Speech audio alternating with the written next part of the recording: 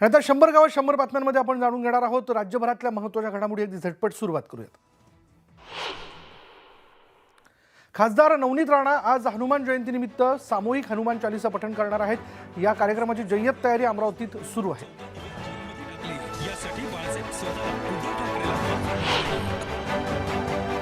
अमरावतीत हनुमान चालीसावरून वाद सुरू असताना काँग्रेसने सुद्धा यात घेतली उडी. हनुमान जयंतीनिमित्त काँग्रेसने भव्य शोभायात्रा काढण्यात आली होती आणि यावेळी यशोमती ठाकूर यांनी फुगडी खेळण्याचा आनंद लुटला.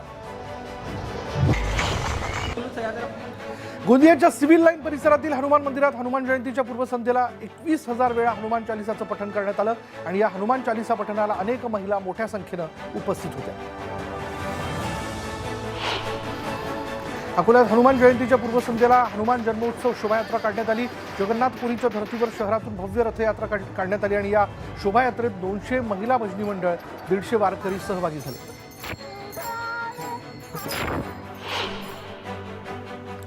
ठाण्यामध्ये हनुमान जयंतीचा उत्साह दिसून येतोय. हनुमान जयंतीच्या निमित्तानं इथल्या मंदिरात सकाळपासून भाविकांची लगबग बघायला मिळते. हनुमान जयंती साजरी करण्याची परंपरा आजही ठाण्यामध्ये ठाणेकरांनी कायम ठेवलेली आहे आणि यावेळी मंदिराची सजावट करण्याचं हनुमानाच्या मूर्तीभोवती जे पारंपरिक दागिने आहेत किंवा जे भाविकांकडून देण्यात आलेले आहेत ते देखील तिथे खास करून ठेवले जातात.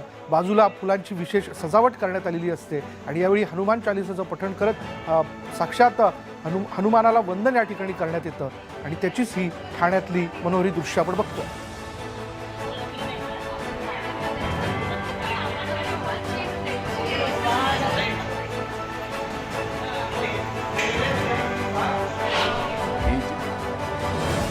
खासदार अनिल बोंडेंनी राहुल गांधींवर केलेल्या टीकेला काँग्रेस प्रदेशाध्यक्ष नाना पटोलेंनी उत्तर दिलंय. खासदार अनिल बोंडे यांची राहुल गांधींबाबत बोलण्याची पात्रता नाही, मिळालेली सत्ता काही काळ भोगा, जनता तुमचा पाण उतारा करेल अशा शब्दात नाना पटोलेंनी बोंडेंच्या वक्तव्याचा समाचार घेतला. शिवसेनेचे आमदार संजय गायकवाड यांनी संजय राऊतांच्या टीकेला प्रत्युत्तर दिलंय. केंद्रीय यंत्रणा योग्य काम करतात, तुम्ही सुरक्षा बाजूला ठेवा, मग आमचे कार्यकर्ते काय करतात पहा अशा शब्दात गायकवाडांनी राऊतांना इशारा दिला. व्यक्तिदोष ठेवून राजकारण करू नये, ज्याच्यातून विकास घडू शकतो त्यावर चर्चा व्हावी, विकासात कोण चुकत असेल तर त्यावर बोलावं असं संभाजीराजे छत्रपतींनी म्हटलंय. महाराष्ट्राला कशी दिशा देऊ शकतो त्यावर सर्वांनी बोललं पाहिजे असं देखील संभाजीराजे म्हणाले. छत्रपती संभाजीनगरच्या सूतगिरणी चौक परिसरात 2 बसला भीषण आग लागल्यानं मोठी खळबळ उडाली. या घटनेमध्ये सुदैवाने कुठलीही जीवितहानी झालेली नाही, मात्र ही आग नेमकी कशामुळे लागली हे अद्याप अस्पष्ट आहे. गोंदियामध्ये नायब तहसीलदारांनी संप पुकारला. यामुळे सर्वसामान्यांसह शेतकरी, विद्यार्थ्यांची कामं खोळंबली आहेत. रेडपे वाढीच्या मागणीसाठी 3 दिवसांपासून संप पुकारण्यात आला. पेणमधील वढाव गावात ग्रामदैवत बहिरी देवाची यात्रा उत्साहात साजरी करण्यात आली. यात्रेत पाठीवर काटेरी निवडुंगाचं पेरकूट मारण्याची परंपरा आजही जपली जाते. राज्याच्या कानाकोपऱ्यातून भाविकांनी यात्रेसाठी गर्दी केल्याचं पाहायला मिळतं. यवतमाळच्या वणी इथं भाजपकडून स्वातंत्र्यवीर सावरकर गौरव यात्रा काढण्यात आली आणि या यात्रेमध्ये कार्यकर्त्यांसह नागरिकांनी सहभाग घेतला. कोल्हापूरच्या ज्योतिबा यात्रेत भाविक मोठ्या संख्येनं सहभागी झालेत, मात्र या गर्दीत चोरट्यांनी धुमाकूळ घातलाय. पोलिसांनी तब्बल 83 चोरट्यांवर कारवाई केली असून 2.5 लाखांचा मुद्देमाल हस्तगत करण्यात आला. परभणीच्या सेलूमध्ये बस प्रवासादरम्यान मुलींची छेड काढणाऱ्या तरुणाला जमावाने बेदम मारहाण केली आहे. इम्रान फारुकी असं आरोपीचं नाव असून नागरिकांनी त्याला बेदम मारहाण करत पोलिसांच्या ताब्यात दिलं. जुन्नरच्या पारुंडे गावच्या ब्रह्मनाथ यात्रेत गाडी बगाड तुटून अपघात झाला आणि या अपघातात 2 तरुण उंचावरून पडून गंभीर जखमी झालेत. त्यातील एकाची प्रकृती व्यवस्थित. गोंदिया जिल्ह्यात कोरोनाचा शिरकाव झाला असून 6 रुग्ण आढळलेले आहेत आणि काही रुग्ण शासकीय वैद्यकीय महाविद्यालयातील असून त्याचा मृत्यू झाला. मुक्ताईनगर तालुक्यातील वाघाचा अधिवास असलेल्या नांदवेल जंगलात झालेलं अतिक्रमण अखेर जमीनदोस्त करण्यात आलं. 10 वर्षांनंतर का होईना वनहद्दीतील अतिक्रमण निर्मूलन झाल्यानं वन्यप्रेमींनी समाधान व्यक्त केलं.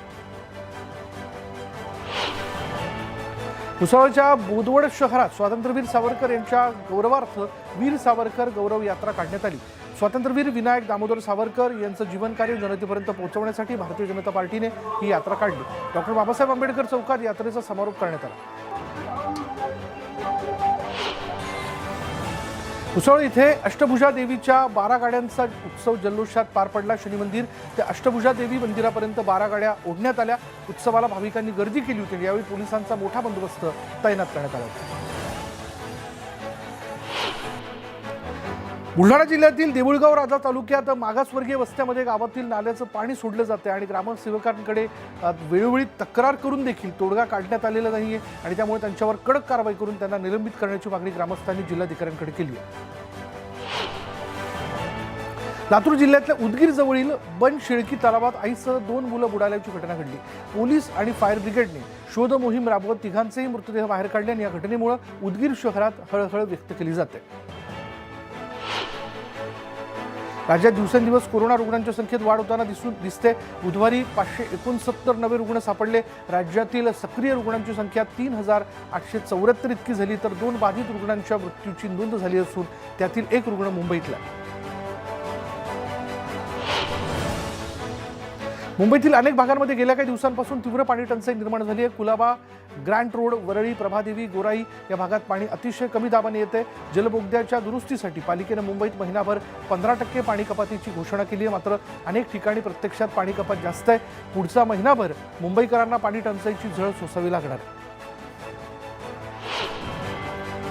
महाराष्ट्रच नव्हे तर देशाच्या कानाकोपऱ्यातून येणाऱ्या कर्करोग रुग्णांसाठी आशास्थान असलेल्या टाटा कर्करोग रुग्णालयाची नवी 17 मजली इमारत येत्या 4 वर्षात उभी राहणार आहे। सध्याच्या रुग्णालयासमोरच असलेल्या 5 एकर जागेवर पुढील महिनाभरात नवीन रुग्णालय इमारतीचं बांधकाम सुरू केलं जात आहे। अंगणवाडी सेविकांच्या मानधनात वाढ करण्यात आली। या संदर्भात महिला आणि बाल विकास विभागाकडून परिपत्रक काढण्यात आलं। यानुसार अंगणवाडी सेविकांना 10,000, मिनी अंगणवाडी सेविकांना 7,200 तर मदतनीसांना 5,500 मानधन देण्यात येणार आहे। शिक्षण हक्क कायद्याअंतर्गत राज्यातील खासगी शाळांमध्ये राखीव असणाऱ्या 25% जागांवर प्रवेशासाठी राबवण्यात येणाऱ्या ऑनलाईन प्रवेश प्रक्रियेची सोडत जाहीर करण्यात आली। प्रवेश जाहीर झालेल्या मुलांना येत्या 13 एप्रिलपासून प्रवेश निश्चित करता येणार असून प्रवेशाची अंतिम मुदत 30 एप्रिल राहणार आहे। राज्यात सीबीएसई, ICSE, IB अशा मंडळाच्या जवळपास 800 शाळा बोगस पद्धतीने कारभार करतायत। संबंधित शाळांच्या कागदपत्रांमध्ये त्रुटी आढळल्यात आणि त्यातील 100 शाळांना कायमस्वरूपी टाळं ठोकण्यात आलंय, अशी माहिती शिक्षण आयुक्त सूरज मांढरे यांनी दिली। कागदपत्रांच्या बाबतीत गंभीर चुका करणाऱ्या शाळांवर फौजदारी कारवाई करावी लागणार असल्याचंही मांढरे यांनी स्पष्ट केलं। मुंबई विद्यापीठ आणि संलग्न महाविद्यालयातील BA अंतिम वर्षाच्या विद्यार्थ्यांची 6व्या सत्राची परीक्षा 15 एप्रिलपासून सुरू होणार आहे। पण अजूनही 5व्या सत्र परीक्षेचा निकाल जाहीर न झाल्यामुळे 6व्या सत्राची परीक्षा कशी देणार असा प्रश्न विद्यार्थ्यांना पडला। मुंबईत संजय गांधी राष्ट्रीय उद्यानातील वाघाच्या 3 बछड्यांचा मृत्यू झाला। गेल्या महिन्यात श्रीवल्ली वाघिणीने 4 बछड्यांना जन्म दिला। पुरेसं दूध मिळत नसल्याने आणि इतर आजारांमुळे मृत्यू झाल्याचं सांगितलं जाते। दरम्यान 4थ्या बछड्याची प्रकृती चिंताजनक असून उपचार सुरू आहे। भारताचे माजी कसोटीवीर आणि मुंबई संघाचे माजी कर्णधार सुधीर नाईक यांनी वयाच्या 78व्या वर्षी अखेरचा श्वास घेतला। तरी भारताकडून 1974 साली कसोटी क्रिकेटमध्ये पदार्पण केलं। 3 कसोटी आणि 2 वनडे सामन्यांमध्ये त्यांनी भारतीय संघाचं प्रतिनिधित्व केलं होतं आणि त्यांनी 2 दशकं मुंबईतील वानखेडे स्टेडियमवर क्युरेटर म्हणून देखील काम पाहिलं। सोन्याच्या दरात पुन्हा वाढ झाली आहे। यामुळे सोनं खरेदी करणाऱ्यांना मोठा फटका बसला आहे। सोन्याची दर प्रतितोळा 60,200 रुपयांवर पोहोचले असून जीएसटीसह सोन्याचा दर 62,000च्या घरात पोहोचला आहे। एका दिवसात सोन्याच्या दरात 600 रुपयांची वाढ झाली आहे।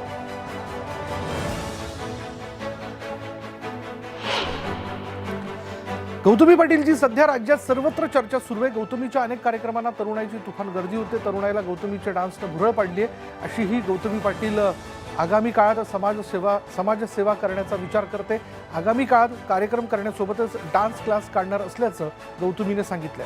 त्याप्रमाणे 3 गाण्यांसाठी 3 लाख रुपये कोणीही देत नाही। इंदुरीकर महाराजांचा गैरसमज झालाय, अशी प्रतिक्रिया गौतमीने दिली। इतके पैसे घेतले तर लोकांनी माझ्या कार्यक्रमाचं आयोजनच केलं नसतं, असं देखील गौतमी हिनं सांगितलं।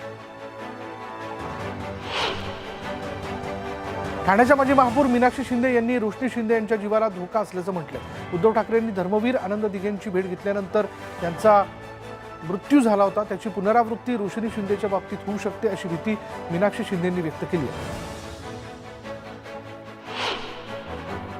उद्धव ठाकरेंनी शिंदे फडणवीसांवर केलेल्या टीकेला मुख्यमंत्री एकनाथ शिंदेंनी जोरदार प्रत्युत्तर दिलंय। उद्धव ठाकरेंनी सर्व मर्यादा ओलांडल्या, मात्र देवेंद्र फडणवीसांनी संयम बाळगला असल्याचा टोला लगावत ठाकरेंचा समाचार घेतला। ठाण्यातील रोशनी शिंदे मारहाण प्रकरणी अखेर अज्ञातांविरोधात अदखलपात्र गुन्हा दाखल करण्यात आलाय। तपास करण्यासाठी न्यायालयाकडे परवानगी मागण्यात आली असून न्यायालयाने परवानगी दिली तरच या गुन्ह्याचा तपास करण्यात येणार आहे।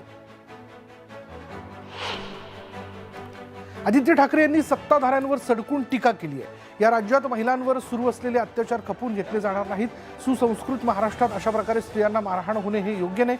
तसंच जिल्ह्यातून नारी सन्मान यात्रा निघाली पाहिजे असं आवाहन त्यांनी सर्व पक्षांना केलं।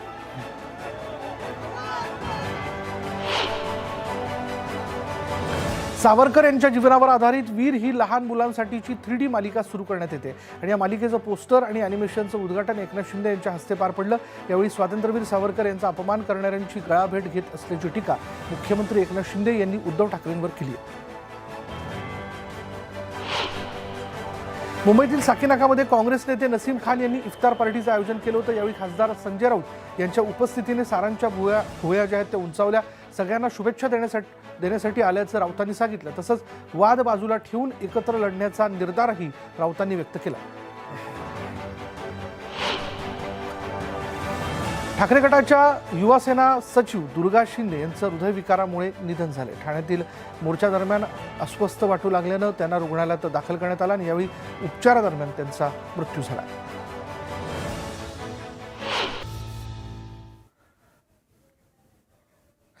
आणि 100 गाव 100 बातम्यांमध्ये ब्रेकनंतर पुन्हा एकदा आपलं सगळ्यांचं स्वागत। ब्रेकनंतर जाणून घेऊयात इतरही घडामोडी अगदी झटपट। सुरुवात करूयात बोदवडमध्ये श्री हनुमान मंदिर शिरसाळामध्ये हनुमान जयंतीच्या निमित्ताने उत्साह पाहायला मिळतोय आणि हनुमान जयंतीनिमित्त पहाटे 5 वाजता महाअभिषेक आणि 6 वाजता जन्मोत्सव महाआरती पार पडली।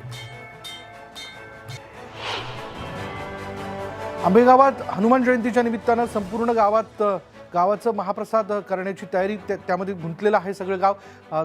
थोरांदळे गावात गेल्या अनेक वर्षांपासून हनुमान जन्मोत्सव साजरा केला जातो आणि यावेळी भाविकांसाठी गोड महाप्रसादाची मेजवानी असते। रत्नागिरीतल्या भिंगडोली ग्रामपंचायतीमध्ये करोडोंचा भ्रष्टाचार झाल्याचा आरोप माजी उपसरपंच राकेश साळुंखे यांनी केला। कोट्यवधींची बोगस अंदाजपत्रक बनवून शासनाचे पैसे लाटण्यात आल्याचा आरोप त्यांनी केला असून योग्य कारवाई न झाल्यास उपोषणाचा इशारा देण्यात आला। दापोलीमधील पंचमुखी मारुती मंदिरावर हनुमान जयंतीच्या निमित्ताने आकर्षक रोषणाई करण्यात आली आहे। दरम्यान दर्शनासाठी पहाटेपासून भाविकांनी गर्दी केली आहे। पतीची हत्या करून त्याच्या पत्नीवर अत्याचार केल्याची घटना छत्रपती संभाजीनगरच्या गंगापूर तालुक्यातील सिरजगाव शिवारात घडली आहे। या प्रकरणी आरोपींविरोधात हत्या आणि बलात्काराचा गुन्हा दाखल करण्यात आला असून पोलिसांनी तिन्ही आरोपींना अटक केली। ठाकरे गटाच्या नेत्या रोशनी शिंदे मारहाण प्रकरणावरून महाविकास आघाडीकडून ठाण्यात भव्य जनप्रक्षोभ मोर्चा काढण्यात आला। ठाणे पोलीस आयुक्त कार्यालयाच्या बाहेर या मोर्चाची सांगता झाली।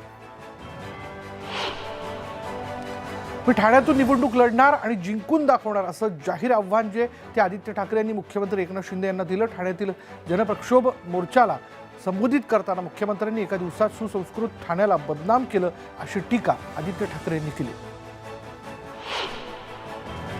तुम्ही स्वतःला काडतूस समजत असाल तर उद्धव ठाकरे हे तोफ आहेत। तोफेसमोर काडतुसाचा निभाव लागत नाही असं म्हणत सुषमा अंधारे यांनी देवेंद्र फडणवीस यांना तशाच तसं उत्तर दिलं। तुमच्या घरात 2006 पासून घुसलेल्या बाईचा आधी बंदोबस्त करा असा टोला त्यांनी लगावला। तुम्ही ईडी वगैरे बोलू नका, नाहीतर योग्य जागी पाठवलं जाईल अशा शब्दात भाजपचे नेते आणि केंद्रीय मंत्री नारायण राणे यांनी उद्धव ठाकरेंना इशारा दिलाय। भाजपच्या नेत्यांबाबत अशी वक्तव्य सहन केली जाणार नसल्याचं त्यांनी सांगितलं।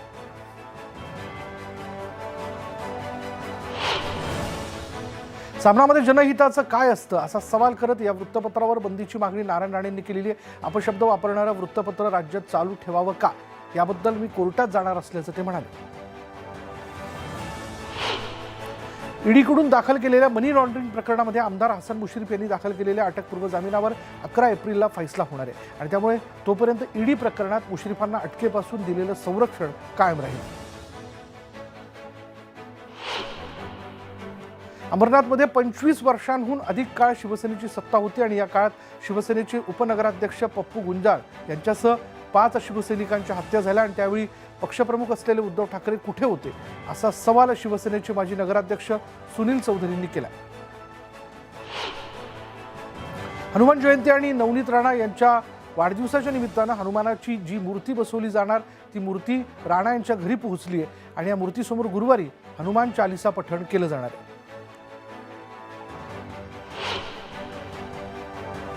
यानंतर या बुलेटिनमध्ये इथेच थांबणार आहोत. पहा फक्त न्यूज 18 लोकमत.